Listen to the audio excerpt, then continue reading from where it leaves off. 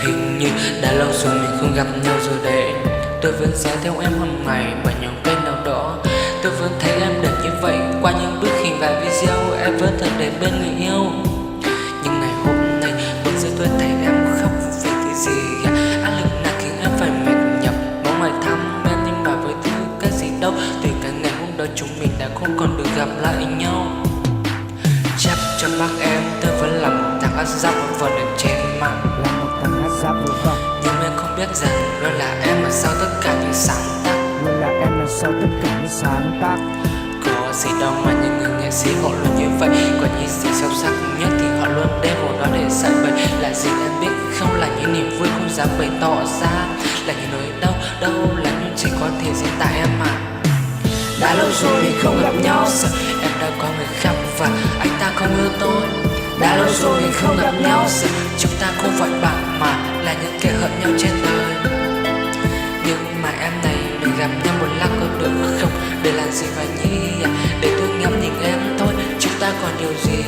Để còn ở với nhau rồi nghe những lời liệu còn dính được những khoảnh khắc vô hình ở trên môi em. Ngay lúc đầu thấy em, mọi suy nghĩ trong tôi dừng lại để nghĩ về em, cả những thứ từng trong những ngày dài. Giây phút mình vô trộm trái em còn nhớ chưa? Rồi nhìn buổi tối sao sẽ anh đưa về, giờ đã là quá khứ vừa mở lại mắt.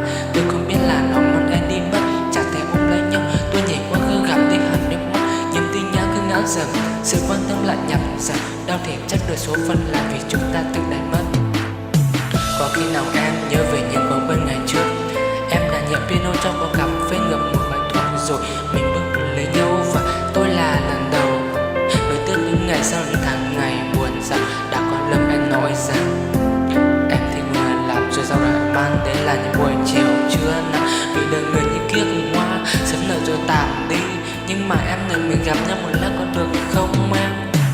Đã lâu rồi mình không gặp nhau, giờ em đâu có người khác và anh ta không yêu tôi. Đã lâu rồi mình không gặp nhau, giờ chúng ta không phải bạn mà là những kẻ hận nhau trên đời. Nhưng mà em này, mình gặp nhau một lát có được không? Để làm gì và nhỉ? Để tôi ngắm nhìn em thôi, chúng ta còn điều gì? Để còn ở với nhau rồi nghe những lời liệu còn giữ được những khoảnh khắc vui ấy ở trên